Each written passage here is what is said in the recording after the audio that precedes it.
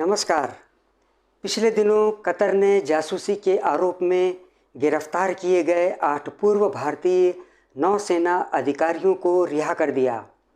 Online news magazine the diplomat को रिहाई और भारत की इजरायली नीति में आए बदलाव में कुछ संबंध नज़र आने लगा है। अगस्त 2022 में दोहा ने उन पर कतर स्थित फर्म दाहरा ग्लोबल्स की सीक्रेट्स इसराइल को लीक करने का आरोप लगाया था। हालांकि मामले के विवरण का खुलासा नहीं किया गया। 8 पूर्व भारतीय नौसेना अधिकारियों पर कतरी अधिकारियों को संदेह था कि वे नए पनडुब्बी कार्यक्रम की जानकारी इजरायली खुफिया विभाग को देते हैं। अक्टूबर 2023 में कतर की एक अदालत द्वारा 8 को मौत की सज़ा सुनाए जाने के बाद भारत के विदेश मंत्रालय ने फैसले पर आश्चर्य व्यक्त किया और कतर के अधिकारियों के साथ फैसले को उठाने के अपने इरादे की घोषणा की।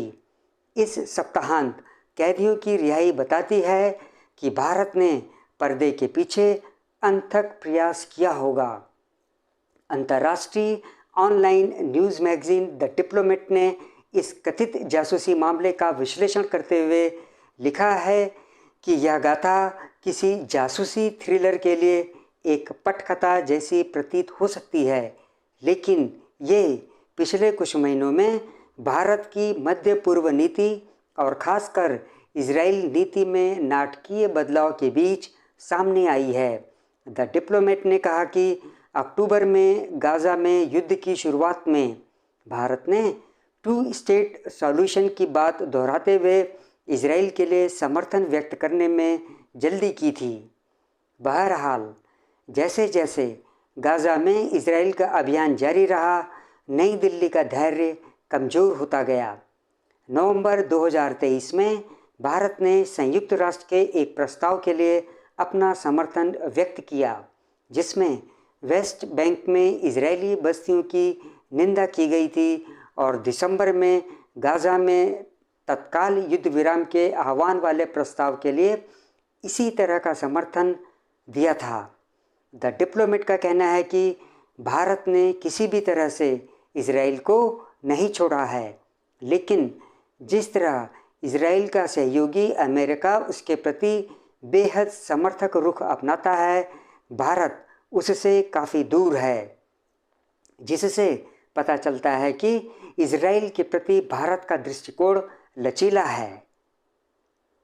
कतर के साथ भारत के चल रहे विवाद के मद्देनज़र यह बिल्कुल आश्चर्यजनक नहीं होना चाहिए।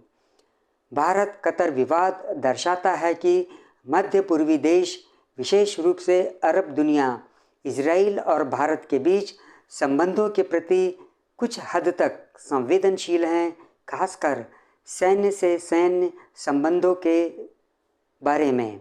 भारत की इजराइल नीति में बदलाव और कैदियों की रिहाई की टाइमिंग से पता चलता है कि कतर, जो नियमित रूप से हमास की मेज़बानी करता है, गाज़ा संघर्ष पर भारत के रुख से बहुत खुश था।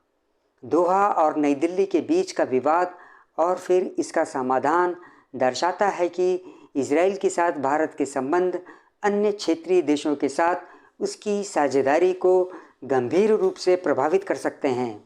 द डिप्लोमेट के अनुसार कतर का मामला भारत की मध्य पूर्वी नीति में एक अपेक्षाकृत नया विकास है।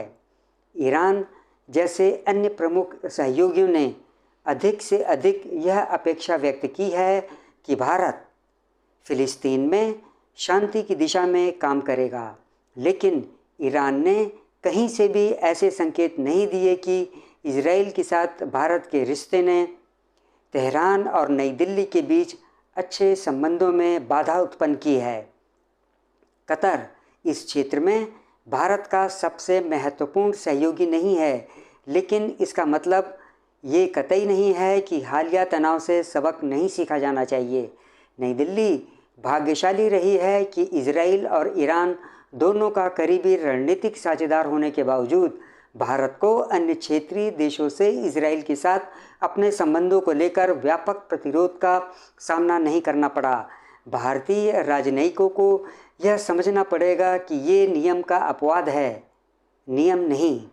द डिप्लोमेट आगे लिखता है कि कतर भी ऐसा भागीदार नहीं है जिसे भारत आसानी से छोड़ दे।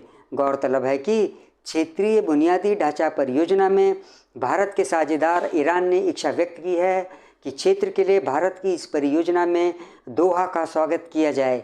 ऐसे में नई दिल्ली के पास कतर के साथ अच्छा व्यवहार करने के अलावा कोई चारा नहीं बचता है। लगभग 7.5 लाख भारतीय नागरिक कतर में रह रहे हैं और काम कर रहे हैं। भारत कतर को नाराज़ नहीं कर सकता है, अन्यथा लाखों भारतीय प्रवासियों की आजीविका खतरे में पड़ जाएगी।